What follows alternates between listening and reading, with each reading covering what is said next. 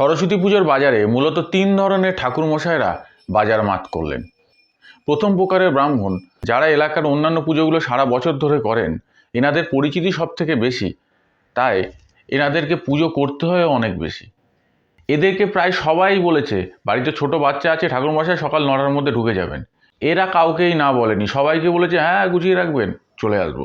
তারপরে যখন এরা পুজো করতে বসে তখন অনবরত ফোন আসে।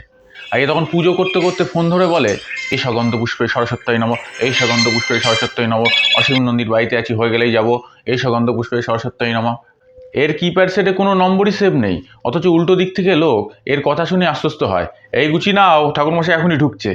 এনারা মূলত যে পুজোগুলো করেন তার বেশিরভাগ পুজোতেই দক্ষিণা পাওয়া যায় 21 থেকে 51 টাকা, কোনো কোনো পুজোতে 101 টাকা, অনেক ক্ষেত্রে সেই টাকাও বাকি পড়ে থাকে।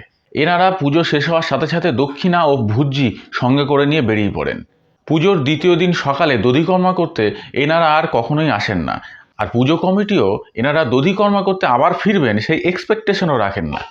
কেননা আগের দিন 31 টাকার দক্ষিণায় প্রথমে রিকোয়েস্ট, তারপরে থ্রেটনিং দিয়ে 3 ব্যাচের জায়গায় 7 ব্যাচ অঞ্জলি পড়িয়ে সেই ব্রাহ্মণের উপর যা অত্যাচার হয়েছে, তারপরে সে আগামী কয়েক বছর এপাড়ায় আর পুজো করতে আসবে কিনা সন্দেহ, দধিকর্মা তো অনেক দূরের কথা। এবার আসি দ্বিতীয় শ্রেণীর ব্রাহ্মণদের কথায়।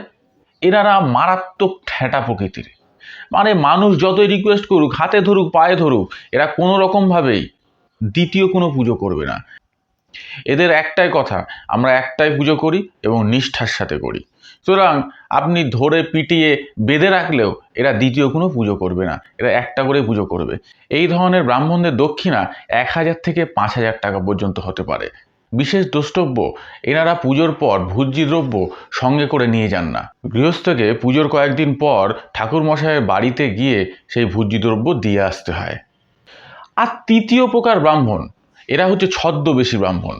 এরা প্যান্ট শার্ট পরে সাইকেল আর ছোট্ট একটা ব্যাগ নিয়ে বাড়ি থেকে বের হয়, এই যেন একটু বাজার করতে বেরিয়েছে।